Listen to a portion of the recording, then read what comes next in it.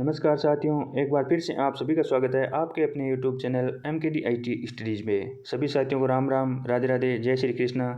जैसा कि साथियों आप थंबनेल में देख चुके हैं, जी हाँ साथियों, आज मैं आपके लिए बहुत ही अच्छी वैकेंसी की अपडेट लेके उपस्थित हुआ हूँ। जी साथियों, वैकेंसी निकली है आपकी NIT कालीकट की ओर से, यानी राष्ट्रीय प्रौद्योगिकी संस्थान कालीकट की ओर से है, जो आपके IT डिप्लोमा विद्यार्थियों के लिए वैकेंसी निकली है। तो चलिए साथियों, बिना देरी के स्टार्ट करते हैं और जानते हैं इस वैकेंसी की संपूर्ण प्रोसेस। तो प्लीज़ साथियों, इस वीडियो को अपने दोस्तों के साथ ज़्यादा से ज़्यादा शेयर करें ताकि उन तक भी ये इन्फॉर्मेशन है जो पहुंच सके। तो साथियों, इस वैकेंसी का जो आपका डिटेल नोटिफिकेशन है वो आपका 20 जुलाई को ही आउट हो गया था, और इसके जो आपके ऑनलाइन आवेदन है वो आपके 17 अगस्त 2023 से 6 सितंबर 2023 तक है, जो इसके ऑनलाइन आवेदन लिए जाने हैं। तो चलिए साथियों, बात करते हैं कि किस पोस्ट के लिए इसमें कितनी वैकेंसी निकली है। तो साथियों, बात करें हम जेई यानी जूनियर इंजीनियर वालों के लिए, तो इनके लिए कुल नंबर ऑफ पोस्ट है वो आपकी 7 है, और ध्यान रखना इसकी जो मैक्सिमम एज रखी गई है वो आपकी 30 ईयर्स है। और बात करें सुपरटेंडेंट वालों के लिए, तो इसके नंबर ऑफ पोस्ट है वो आपकी 10 है, और इसकी भी एज है वो 30 ईयर्स रखी गई है। बात करें टेक्निकल असिस्टेंट वालों के लिए, इसकी कुल टोटल नंबर ऑफ पोस्ट है वो आपकी 30 है, और इनकी एज भी आपकी 30 वर्ष रखी गई है। ध्यान रखना साथियों, इसकी जो पूरी डिटेल नोटिफिकेशन है वो आपका साइट पे डाल दिया गया है, तो वहाँ से आप नोटिफिकेशन को भी डिटेल से पढ़ सकते हो। आगे बात करें हम टेक्निकल असिस्टेंट के लिए, 30 नंबर ऑफ पोस्ट 30 है, वो मैंने आपको बता दिया, और एज आपकी 30 ईयर्स है। और लाइब्रेरी और इंफॉर्मेशन असिस्टेंट वालों के लिए 3 पोस्ट है, और इनकी भी एज है वो 30 वर्ष रखी गई है। और सीनियर असिस्टेंट वालों के लिए 10 पोस्ट है, 33 ईयर्स एज रखी गई है। सीनियर टेक्नीशियन के लिए आपकी 14 पोस्ट है, और इनकी 33 ईयर्स एज रखी गई है। ध्यान रखना, ITI वाले सीनियर टेक्नीशियन और टेक्नीशियन का फॉर्म अप्लाई कर सकते हैं, तो उनके लिए आपकी लेवल 4 की सैलरी रहेगी, और उनकी नंबर ऑफ पोस्ट है वो आपकी 14 है, और उनकी एज है वो मैक्सिमम एज है वो 33 ईयर की गई है। अब बात करें वहीं पे जूनियर असिस्टेंट वालों की, जूनियर असिस्टेंट के लिए कुल नंबर ऑफ पोस्ट है वो 24 है, लेवल 3 की सैलरी रहने वाली है, और इनकी जो एज है वो 27 ईयर्स रहने वाली है।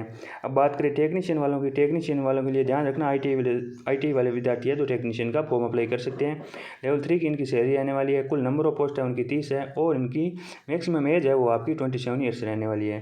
बात करें ऑफिस अटेंडेंट वालों की, इनके लिए कुल नंबर ऑफ पोस्ट 7 है, और इनकी एज है 27 ईयर रखी गई है। और लेब अटेंडेंट वालों के लिए जो आपकी कुल नंबर ऑफ पोस्ट है वो 15 है, लेवल 1 की सैलरी रहेगी, और इनकी जो एज है वो 27 ईयर्स रहने वाली है। ध्यान रखना साथियों, इसकी नोटिफिकेशन की लिंक है जो मैं डिस्क्रिप्शन में दे दूंगा, क्योंकि साथियों पोस्ट वाइज इसकी पूरी व्याख्या यहाँ पे करने से हमारा वीडियो बहुत लंबा हो जाएगा। जो मैं आपको मुख्य मुख्य बातें हैं वो मैं आपको बता देता हूँ, पूरी तरह से समझा देता हूँ। अब साथियों, बात करें एजुकेशन क्वालिफिकेशन की, तो ध्यान रखना साथियों, एजुकेशन क्वालिफिकेशन है जो आपकी जूनियर इंजीनियर वालों के लिए क्या है, BE/BTech की डिग्री होनी चाहिए, या उनका फर्स्ट क्लास का डिप्लोमा होना चाहिए, तो आप जूनियर इंजीनियर के अप्लाई कर सकते हैं। और बात करें सुपरिटेंडेंट के लिए, तो उनके लिए भी आपकी फर्स्ट क्लास की अगर आपके पास बैचलर डिग्री है या मास्टर डिग्री है तो आप उसके लिए अप्लाई कर सकते हैं, और उसके साथ में आपका कंप्यूटर का नॉलेज है वो आपको होना चाहिए साथियों। ध्यान रखना साथियों।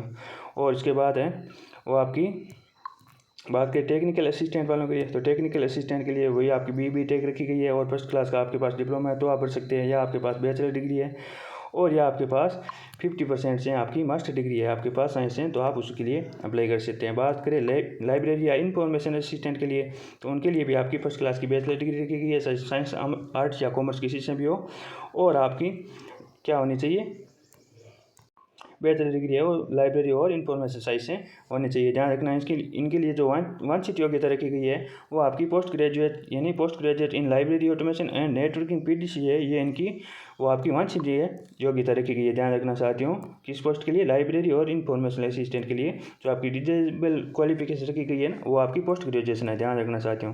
आगे बात करें सीनियर असिस्टेंट के लिए, तो सीनियर असिस्टेंट वालों के लिए आपकी जो 10+2 रखी गई है, और उनके पास है जो आपकी मिनिमम है वो टाइपिंग स्पीड होनी चाहिए 35 वर्ड पर मिनट। ये आपकी सीनियर असिस्टेंट वालों के लिए क्वालिफिकेशन रखी गई है। और बात करें इनके लिए डिजायरेबल क्वालिफिकेशन की, तो वो आपकी रखी गई है, इनके पास कंप्यूटर का स्किल होना वो ज़रूरी है। कंप्यूटर का स्किल या बैचलर डिग्री में से कोई है तो आप इस पोस्ट के लिए अप्लाई कर सकते हो।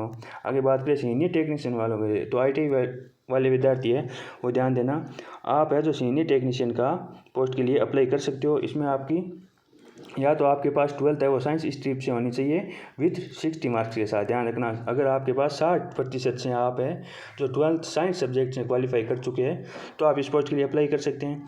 या आपके पास 12th में है 50% नंबर है और आपके पास 1 साल का ITI का सर्टिफिकेट है तो आप अप्लाई कर सकते हैं। या आपके पास 10th में 60% है और आपके पास 2 साल का ITI सर्टिफिकेट है तो आप अप्लाई कर सकते हैं।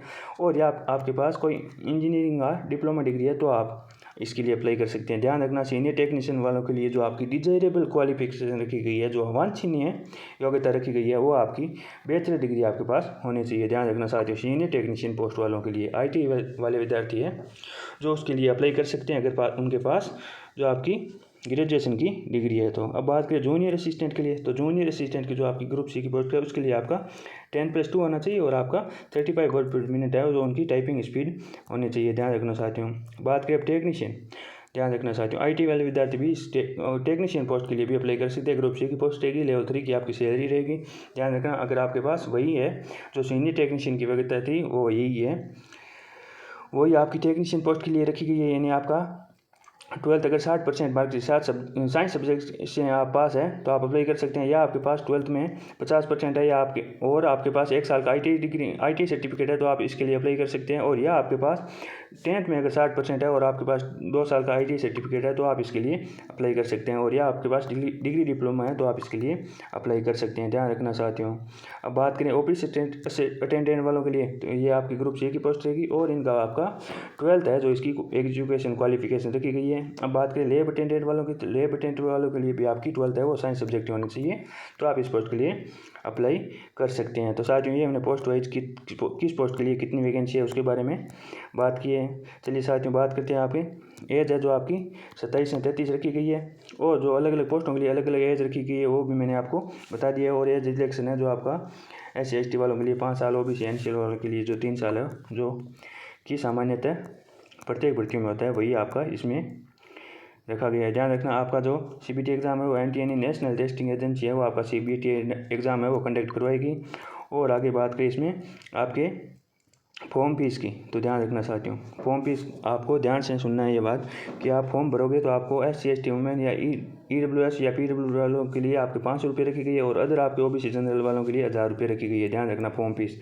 और अगर आप जो CBT टेस्ट है वो क्वालिफाई कर लेते हो और आप स्किल टेस्ट के लिए सेलेक्ट हो जाते हो तो स्किल टेस्ट के लिए आपको अलग से फीस लगेगी, वो आपकी SC ST वुमेन वालों के लिए 250 रुपये और आपकी OBC जनरल यानी अदर वालों के लिए 500 रुपये। तो ध्यान रखना साथियों, ये आपकी फीस है वो आप अगर स्किल टेस्ट के लिए क्वालिफाई होनी स्किल टेस्ट के लिए सेलेक्ट हो जाते हो तो आपकी ये फीस है जो बाद में लगेगी आपके CBT एग्ज़ाम के बाद।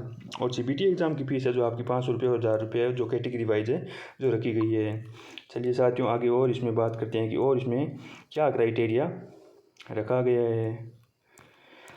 तो साथियों जो भी साथी इसकी एजुकेशन क्वालिफिकेशन रखते हैं वो अपना आज ही फॉर्म है बिना देरी किए भर दें और इसकी तैयारी में जुड़ते हैं, क्योंकि राष्ट्रीय प्रौद्योगिकी संस्थान की भी आपकी टेक्नीशियन सीनियर टेक्नीशियन IT वालों के लिए भी अच्छी अपॉर्चुनिटी वाली जॉब है। तो साथियों इसकी तैयारी में जुड़ते हैं और इसका फॉर्म अप्लाई करते हैं। अब साथियों अलग अलग डिसिप्लिन वाइज या अलग अलग फील्ड वाइज हम कह सकते हैं इसमें अलग अलग वैकेंसी दी गई है, जो आप डिटेल नोटिफिकेशन में जाके आप दे सकते हो। क्योंकि साथियों यहाँ पे है जो आपका वीडियो बहुत लंबा हो जाएगा अगर हम सारी चर्चा यहाँ पे करेंगे, तो मैं आपको IT वालों के लिए मैं यहाँ पे आपको बता देता हूँ कि जो आपके सीनियर टेक्नीशियन और टेक्नीशियन वालों के लिए वो किस डिसिप्लिन में कितनी पोस्ट है वो मैं आपको यहाँ पे बता देता हूँ। यानी सीनियर टेक्नीशियन की बात करें तो उसमें केमिकल इंजीनियर या केमिस्ट्री वालों के लिए आपकी कुल 2 पोस्ट है, सिविल के लिए 2 पोस्ट है, और कंप्यूटर और इंफॉर्मेशन टेक्नोलॉजी के लिए के 4 पोस्ट है, और इलेक्ट्रिकल और इलेक्ट्रॉनिक्स वालों के लिए आपकी कुल है नंबर ऑफ पोस्ट है वो आपकी 2 है। और ध्यान रखना इलेक्ट्रॉनिक्स और कम्युनिकेशन और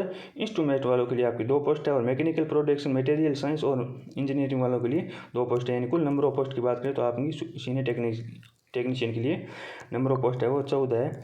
अब आगे बात करें टेक्नीशियन की, तो टेक्नीशियन की भी आपकी सिविल वालों के लिए 6 पोस्ट है, कंप्यूटर वालों के लिए 9 पोस्ट है, इलेक्ट्रिकल इलेक्ट्रॉनिक्स वालों के लिए 10 पोस्ट है, और मैकेनिकल वालों के लिए 5 पोस्ट है। यानी कुल नंबर ऑफ पोस्ट बात करें तो आपकी टेक्नीशियन में भी नंबर ऑफ पोस्ट है 30 है, और सीनियर टेक्नीशियन में आपकी नंबर ऑफ पोस्ट है वो 14 है। और बाकी साथियों जो आपके लैब अटेंडेंट और ये अन्य पोस्ट हैं उनके लिए भी आपके डिसिप्लिन वाइज है जो आपकी अलग अलग पोस्ट दे रखी है, जो आप नोटिफिकेशन में जाके पूरी संपूर्ण जानकारी है वो देख सकते हो। जो मुख्य बातें थी वो मैंने साथियों आपको बता दी है। तो जो भी साथी इसकी क्वालिफिकेशन रखते हैं वो आज इसकी फॉर्म अप्लाई कर दे और इसकी तैयारी में जुड़ जाए। साथियों ध्यान रखना ITI वाले विद्यार्थी खासकर ध्यान रखना आपकी सीनियर टेक्नीशियन और टेक्नीशियन की जो जॉब है और अच्छी जॉब है, और इस प्रकार के जो संस्थानों में जॉब आती है ना वो आपकी बहुत ही अच्छी अपॉर्चुनिटी वाली जॉब मिलती है। यानी आपका फिक्स टाइमिंग रहता है और बहुत ही अच्छी ड्यूटी नेचर रहता है इनका, और जॉब प्रोफाइल है जो भी आपकी बहुत अच्छी रहती है। ध्यान रखना साथियों, आपकी सीनियर टेक्नीशियन के लेवल 4 की सैलरी की गई है, जो कि आपकी लगभग 25,500 से 21,100 रहने वाली है। और टेक्नीशियन के लेवल 3 की सैलरी रखी गई है, जो आपकी 21,700 से आपकी 69,100 रहने वाली, जो कि सैलरी भी आपको अच्छी मिलेगी। तो साथियों, जो भी साथी एजुकेशन क्वालिफिकेशन रखते हैं वो अपना जल्द से जल्द फॉर्म अप्लाई कर दे बिना देरी के, और इसकी तैयारी में जुट जाएँ। और प्लीज़ साथियों, इस वीडियो को है जो अपने दोस्तों के साथ ज़्यादा से ज़्यादा शेयर करें, ताकि उन तक भी यह इन्फॉर्मेशन पहुंच सके। तो चलिए साथियों, मिलते हैं हम नई वैकेंसी की अपडेट के साथ एक नई वीडियो में। तब तक सभी साथियों को राम राम, राधे राधे, जय श्री कृष्णा। धन्यवाद साथियों।